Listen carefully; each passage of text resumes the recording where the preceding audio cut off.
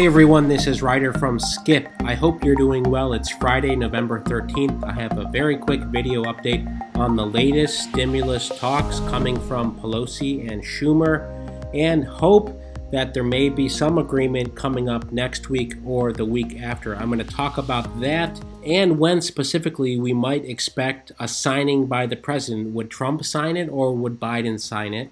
I'm going to talk about that. Most importantly, the biggest news of the day is this. There are over 160,000 confirmed cases from yesterday. That number is closer to likely 500,000 new cases because most experts agree only around 20% of actual cases are detected. That is a huge concern for the entire country. The chart shows it all right here. It has not let up at all since we crossed that 100,000 case threshold last week. More states are doing lockdowns. All of that, of course, plays directly into your livelihood, our livelihood, and the relief and the stimulus that we need help with, that we need support with. So I'm going to give context for all of that in this quick video. As always, thank you so much for subscribing and supporting us.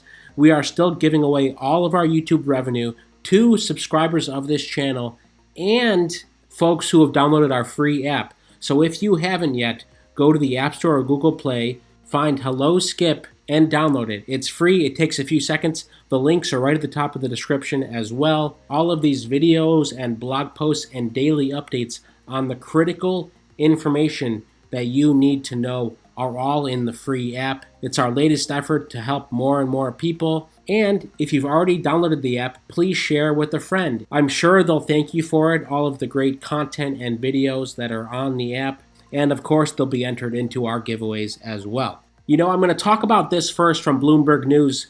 The White House leaves stimulus to Congress as Biden enters the fray. Okay, this is a big piece that came out yesterday, basically saying that Trump and the administration is unwilling to talk about a stimulus negotiation, right? They have a lot on their plate right now in terms of trying to deal with the election results. I'm going to read directly from the Post. The Trump administration is stepping back from negotiations on a new stimulus package and leaving it to Senate Majority Leader Mitch McConnell to revive long-stalled talks with House Speaker Nancy Pelosi, according to two people familiar with this matter. So the White House has said they're not going to take a lead on negotiations. If you recall that back in September, the negotiations were basically between Pelosi and Mnuchin, who was representing the White House. Now the White House is saying, not us.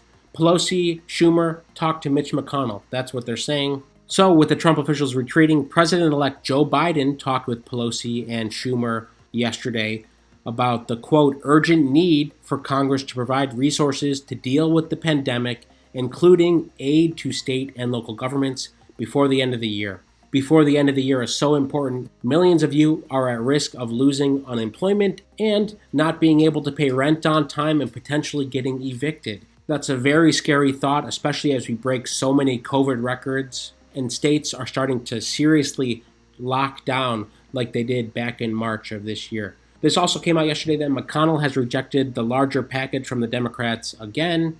Here's what CNN said. Mitch McConnell on Thursday continued to reject the call from Democrats for a big coronavirus stimulus package, saying, quote, that's not a place I think we are willing to go, and reiterated his push for a bill that's, quote, highly targeted at what the residual problems are. Again, it's terrible that all of you are waiting. There are 48 days left in 2020, okay? 48 days. I don't know if we can get something done. I'm optimistic. All of you watching these videos are optimistic. Of course, that's all we have right now to hope that lawmakers are going to finally come through now that the election, in large part, is behind us. Still not completely. We have the two Georgia Senate seat runoffs coming in January. So the control of the Senate hinges on those results. We won't know those until January. But I also want to show you this because hospitalizations are at the all-time high in the U.S. as well. 67,000 people hospitalized, and 46 states are seeing an increase in infections. 46 states are seeing an increase in infections. That's a huge amount. I mean, all you have to do is take a look at the map. These are all per capita. The per capita numbers are increasing. It's very scary to see, which makes new economic relief even more important. This is from Axios. They posted this earlier today. A host of alarming new signs suggest that the U.S. economy is on track to deteriorate even faster than had been forecast. A huge reason a year-end COVID rescue package now looks unlikely, according to Axios. Okay, why it matters. One of the biggest failures of the current administration and Congress will be a day one problem for President-elect Joe Biden, and an urgent test of his theory that Republicans will be more willing to work with him once President Trump is gone. The bottom line here is that many Republicans have indicated that they plan to return to their traditional orthodoxy of fiscal responsibility, despite driving up the national debt by trillions of dollars under Trump. This could make Biden's job much harder.